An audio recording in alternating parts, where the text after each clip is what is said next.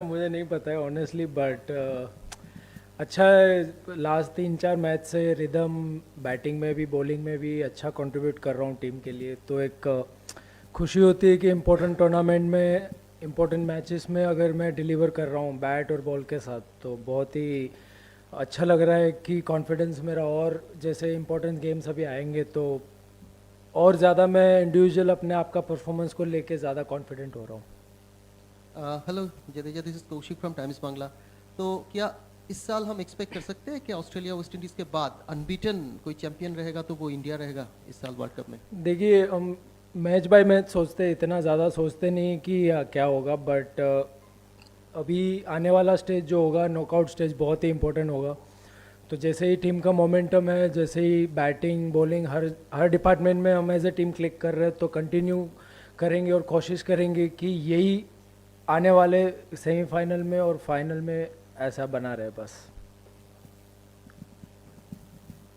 जद्दू, थोड़ा पिच के बारे में अगर आप बताओ। अभी साउथ अफ्रीका के कोच आए, उन्होंने कहा 320 का विकेट तो नहीं था, मतलब बहुत रन लगे आपके उस हिसाब से, तो थोड़ा विकेट कैसा बिहेव किया फर्स्ट हाफ में, फिर सेकंड हाफ जब आपने बॉल डाला पंजा लिया, तो थोड़ा विकेट के बारे में आप बताओ कैसा था?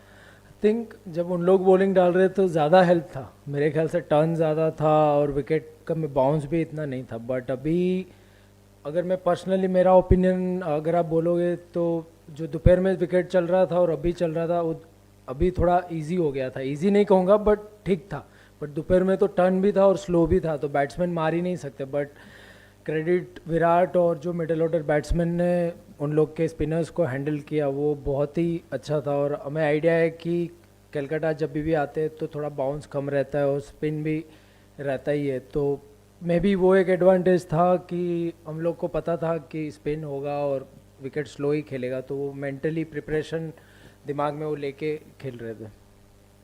जडू, लास्ट 2-3 मैच से हम जैसे देख रहे हैं न्यू बॉल से जैसे हमारा शुरुआत हो रहा है, they are taking wickets with the new ball.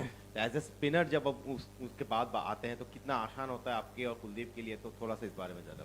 देखिए हमेशा ही कोई भी फॉर्मेट आप खेल रहे हो कि जब आपके फास्ट बॉलर ऊपर से 2 या 3 विकेट लेते हैं तो स्पिनर के लिए थोड़ा इजी हो जाता है, क्योंकि ऐसी स्लो विकेटों पे आने वाला बैट्समैन सीधा ही या बड़े शॉट नहीं खेल सकता, उसको टाइम चाहिए। और स्पिनर और कॉन्फिडेंस से बॉल डाल सकता है कि जहां उसे बॉल डालना है, जो स्पीड से डालना है, जो वेरिएशन करना है वो कर सकता है। तो मेरे ख्याल से अच्छी बात है कि हमारे तीनों फास्ट बॉलर हर एक मैच में हमें 2-3 विकेट लेके दे रहे, बल्कि कभी कभार ज़्यादा भी दे रहे, तो अच्छा है।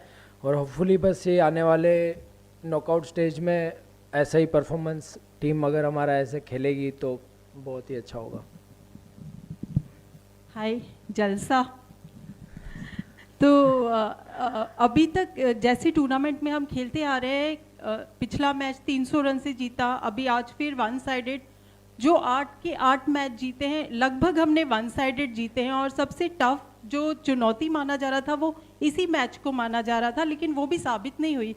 तो आपको नहीं लगता कि कहीं ना कहीं नॉकआउट में जाने से पहले एक आध टफ टेस्ट इंडिया के लिए ज़रूरी था? और दूसरा ये कि क्या आप लोग आज वो बर्थडे की वजह से एक्स्ट्रा मोटिवेटेड थे फील्ड पर?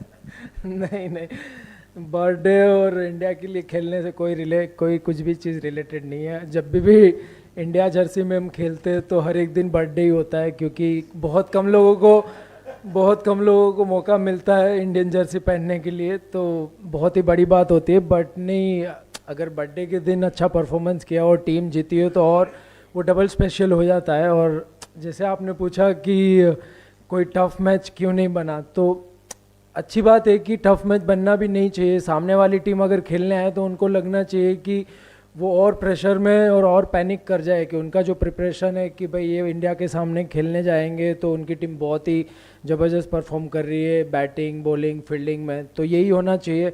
और मैं कहूँगा कि ये वाला जो अभी स्टेज आएगा वो तो और इम्पोर्टेंट है। तो अगर हम वन साइड मैचेस जीत रहे हैं तो सामने वाली टीम के ऊपर और दबाव बना रहेगा।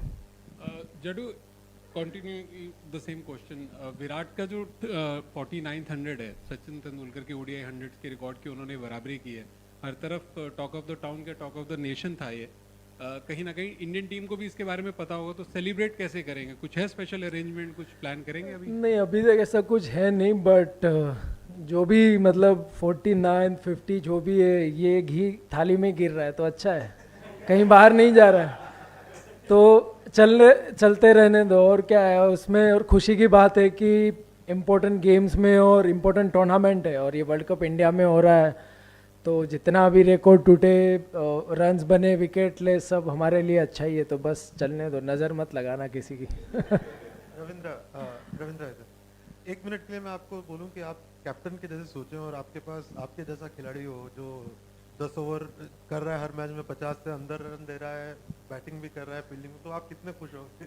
देखो मैं तो खुश तो बहुत, ऑलराउंडर का रोल यही होता है कि अगर कोई ऐसी टफ सिचुएशन में थोड़े 30 35 40 रन बनाने पड़ते और जब पार्टनरशिप लगी हो तब एक आधा विकेट आउट करके पूरा गेम चेंज कर सकते, तो वही उनका रोल होता है। और कोशिश में यही करता हूँ कि इम्पैक्टफुल परफॉर्मेंस रहे मेरा बैटिंग में या बॉलिंग में, जब टीम को ज़रूरत हो कोई भी डिपार्टमेंट में। और फील्डिंग तो मैं कभी भी ग्रांटेड नहीं लेता हूँ, मुझे भी लगता है कि मेरे से भी कैच छूट सकती है, तो मैं और तैयार रहता हूँ कि मेरे पास अगर कैच आ गई तो रिलैक्स नहीं रहता हूँ फील्डिंग पे। तो बस कोशिश करता रहता हूँ, बाकी कभी कभार होती है कभी कभार नहीं होती है, बट कोशिश लगी रहती है।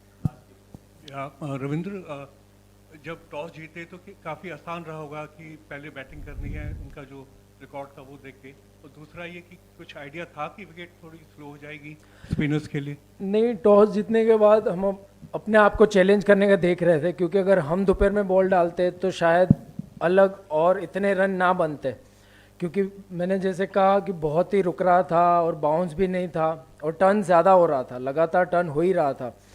तो एक चैलेंज अपने आप को करने वाली बात थी कि हम पहला बैटिंग लेके सेकंड अगर ड्यू भी आ जाता है तो ड्यू के साथ हम कैसे बॉल डाल सकते हैं, क्योंकि नॉकआउट स्टेज में कभी अगर ऐसी सिचुएशन आ गई तो हमको वो सिचुएशन में कैसे सिचुएशन को हैंडल करना है वो पता होना चाहिए। तो बस वही एक रीज़न था। जरूर, आपने तो विराट के 4900 में से मैक्सिमम उसके साथ क्या कुछ खेले भी हैं, साइड लाइन से देखे भी है, तो इस पिच को देखते हुए इस 100 को आप कैसे असेस करते हो, कहाँ पे रखते हो एज अ प्लेयर इस क्वालिटी के 100? देखिए, बहुत मैं कहूँगा कि ये उसके लिए भी स्पेशल होगा और टफ होगा, क्योंकि जैसे विकेट दोपहर में था, एक टाइम पे ऐसे लग रहा था कि 260 270 भी ठीक है ये विकेट पे, और वो टाइम पे स्ट्राइक रोटेट करना, बाउंड्रीज लेना, तो वो मेरे ख्याल से बहुत ज़्यादा चैलेंजिंग था। तो स्पेशल मैं कहूँगा कि जब टीम एक टाइम पे रन नहीं आ रहे थे, उनके दोनों स्पिनर ठीक बॉलिंग डाल रहे थे और उसके सामने स्ट्राइक रोटेट करके बाउंड्रीज करके और नॉट आउट और 300 के ऊपर स्कोर पहुंचाना, तो वो एक बहुत बड़ा अचीवमेंट और एक बहुत बड़ा एफर्ट लगता है उसके लिए।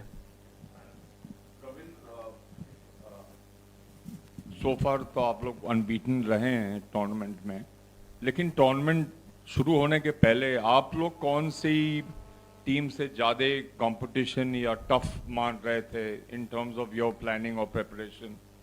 आप और टीम वाइज किसको आप सोच रहे थे सबसे ज़्यादा चैलेंज इस टीम या इन टीमों से मिलेगा? देखिए, वाइट बॉल में कभी कभी क्या होता है ना कि ड्यू का फैक्टर आने से जो सिचुएशन होती है वो पूरी डिफरेंट हो जाती है। अगर मैं कहूँ कि दोपहर में अगर हम बॉलिंग डालते और रात को ड्यू आ जाता तो शायद बॉल स्पिन ना भी होता, जो दोपहर में इतना बॉल घूम रहा था। तो कभी कभी वाइट बॉल में ड्यू का बहुत मेन कारण रहता है कि उसकी वजह से कोई भी नॉर्मल टीम भी बड़ी लगती है, और ड्यू नहीं आने से और अपनी फेवर में सब चलने से कोई भी बड़ी टीम लगती भी नहीं है कि इसको तो ऐसे ही हरा देंगे। तो वो सब चीज़ बहुत फैक्टर करता है, और कौन से सिचुएशन में आप क्या आपका गेम प्लान अब बनाते हो।